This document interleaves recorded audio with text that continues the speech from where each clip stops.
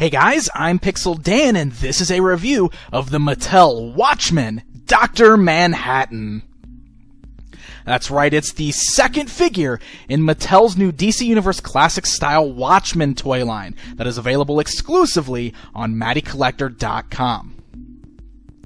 As you can see, just like with Rorschach before him, Dr. Manhattan comes in a really cool mailer box that features the Doomsday Clock right there on the front, as well as the character's name. Inside of that black mailer box is a really cool packaging that is shaped like the Watchmen graphic novel. You can see the front of the packaging has that same image of the iconic smiley face eye with the blood splattered on it, and the bottom of that has Dr. Manhattan's name. And then the spine of the book has a really cool image of Dr. Manhattan there. And you can see that the way the plastic clamshell looks, it's designed to kind of look like pages of a book. And if you pry that open, it folds open just like a book, which reveals the figure inside on the right-hand side. And on the left-hand side, we have another one of those large-scale trading cards. Now, this giant trading card is made of a sturdy piece of cardboard, and it features that same artwork of Dr. Manhattan that you can see on the spine of the book packaging, but this is actually in full color, and it's got the character's name at the bottom. And then the back of the card has a blood splatter design that gives you some information on Jonathan Osterman, aka Dr. Manhattan.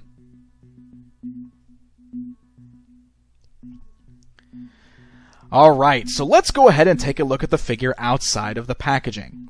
Dr. Manhattan, of course, is, well, naked most of the time in the stories. And the action figure itself is not naked. He does feature the black Speedos that he does wear in the graphic novel at times.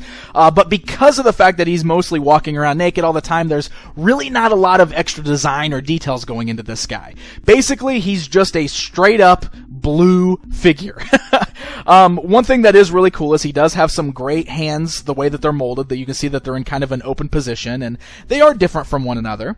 And another great thing is that he is barefoot, so there's no boots here. He just has the bare feet with a great sculpt going on there. You can see the toes, even has the toenails on there. But otherwise, the figure is just a solid blue. There's really no variance in the paint job. There is a little bit of shading that you can see around the muscles on the sides of his torso and everything, but it's not overly shaded or anything like that. The blue is a nice, bright, vibrant blue, though, so under the right lighting, he almost does look as though he's glowing, which is a really cool touch. Now, you can see looking at the face sculpt there, again, it's a pretty basic sculpt. He just has the white eyes. It has some nice black bags under it. You can see there is some black shading around his eyes there, and then he does have the little circular Dr. Manhattan logo burned into his forehead. Now, as far as the articulation goes on this guy, it's pretty standard for what you would expect from a DC Universe Classics figure. The head is able to turn both left and right, and is able to move up and down slightly, which is nice. He's got ball-jointed shoulders there, so you can rotate the arms around. He's got swivels at the biceps, single joint at the elbow, a swivel at the wrist. He's got the standard torso crunch, as well as a waist swivel. He's got the hinge joints at the thighs, so the legs can move outwards, forwards, backwards. He has a swivel at the thigh, a single joint at the knee, and then the single joint at the ankle. Notice there's no boot cut articulation, probably because he's not wearing any boots. I guess that articulation was just left off of the figure. But even without that, you should still be able to get some really cool poses out of this guy. Now, as far as accessories go, the only thing that Dr. Manhattan includes is the Watchmen display base, just like we saw with the Rorschach figure.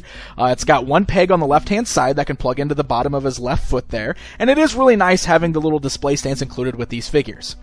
Now, I understand that Dr. Manhattan didn't really use any accessories in the graphic novel, so it does make sense that he doesn't come with any weapons or anything like that. However, I will note that since he doesn't include anything else, one thing I would have really liked to see with this figure is a flight stand of some sort. That way we can pose him in hovering poses and such. What I've done here is I'm actually using the previously released DC Universe Classics flight stands that Mattel released, and you can see how well it works for this particular character, especially since you can point his feet downwards and you can kind of give him that really awesome hovering pose. I just think it would have been really nice for Mattel to include something like that, since he's bare bones otherwise. He has no other accessories. Would have been really cool to include a flight stand, but if you've got flight stands, this is a really cool method of displaying him.